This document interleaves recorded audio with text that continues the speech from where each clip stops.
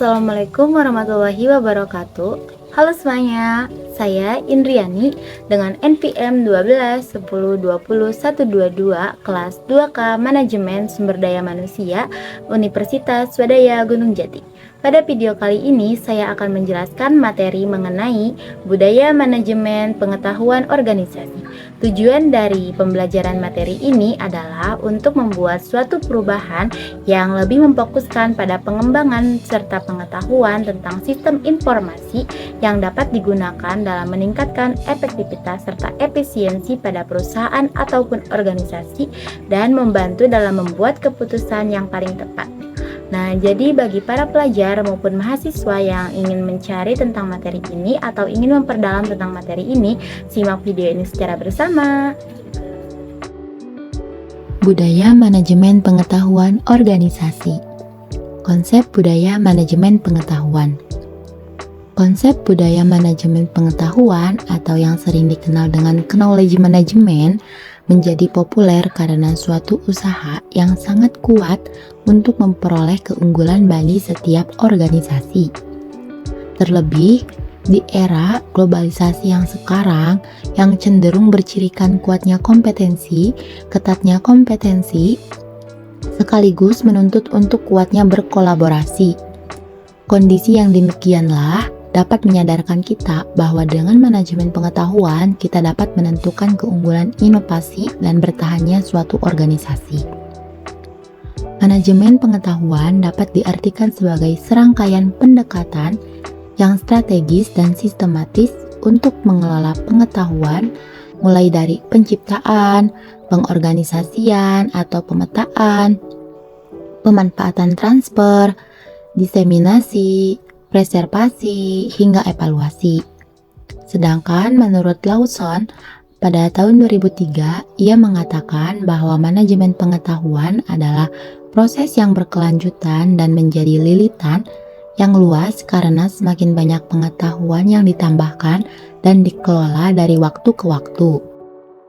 Jadi, tadi kita sudah membahas apa itu konsep budaya manajemen pengetahuan. Lalu, apa sih yang dimaksud dengan budaya itu sendiri? Menurut Stoner, budaya diartikan sebagai kompleksitas asumsi tingkah laku, cerita, mitos, metafora, dan berbagai ide lain menjadi satu untuk menentukan arti menjadi anggota masyarakat tersebut. Sedangkan menurut Muljono, pada tahun 2003, budaya adalah pola semua suasana, material, atau semua perilaku yang sudah diadopsi masyarakat sebagai cara tradisional untuk pemecahan masalah para anggotanya. Selanjutnya, ada sudut pandang budaya yang dibagi menjadi 3, yaitu 1. Budaya merupakan produk konteks pasar-pasar di tempat organisasi beroperasi dan peraturan yang menekan serta sebagiannya. Yang kedua, budaya merupakan produk struktur dan fungsi yang ada dalam organisasi. Yang ketiga, budaya merupakan produk sikap orang dalam pekerjaan mereka. Hal ini berarti produk perjanjian psikologi antara individu dengan organisasi. Lalu selanjutnya ada cakupan-cakupan manajemen. Cakupan manajemen dibagi menjadi 5, yaitu 1. Mengkoordinasikan sumber daya manusia, material, dan keuangan ke arah tercapainya tujuan suatu organisasi yang lebih efektif dan efisien. 2. Menghubungkan organisasi dengan lingkungan luar dan menanggapi semua kebutuhan masyarakat. 3. Mengembangkan iklim organisasi di mana orang dapat mengejar sebuah sasaran perseorangan dan sasaran bersama. 4. Melaksanakan fungsi tertentu yang dapat diterapkan seperti menentukan sasaran, merencanakan, merakit sumber daya, mengorganisir, melaksanakan, dan mengawasi. Yang terakhir yaitu melaksanakan berbagai peran antar pribadi informasional dan memutuskannya. Oke, selanjutnya ada pengetahuan.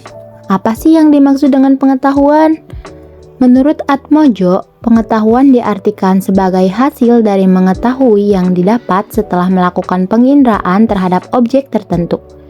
Jadi, pengetahuan dapat dikatakan juga sebagai keseluruhan kognisi dan keterampilan untuk memecahkan masalah dengan kapasitas untuk melakukan tindakan efektif, efisien, dan rasional.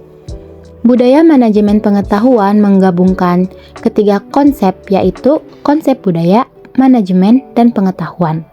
Anggapan dasar tersebut sebagaimana dinyatakan oleh Hofstede dalam Draha pada tahun 2005, yaitu budaya adalah collective mental program. Jadi budaya dapat diprogramkan atau dimanajemeni, dan yang kedua yaitu nilai berubah dan budaya bisa berubah atau diubah.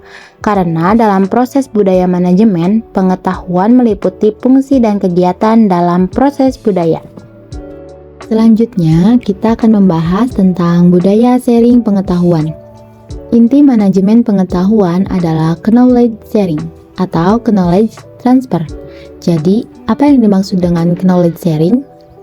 Knowledge sharing adalah sebuah metode atau kegiatan dalam manajemen pengetahuan yang digunakan untuk memberikan dan menyebarkan pengetahuan, ide, pengalaman, atau skill dari seseorang, departemen, organisasi, instansi, atau perusahaan untuk menciptakan dasar kebutuhan untuk kerjasama.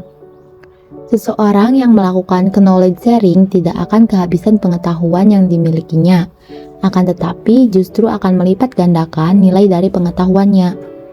Budaya knowledge sharing merupakan budaya yang perlu ditumbuhkan dan dikembangkan dalam perusahaan, karena dengan melalui knowledge sharing maka akan terjadi suatu peningkatan nilai dari pengetahuan yang dimiliki suatu perusahaan.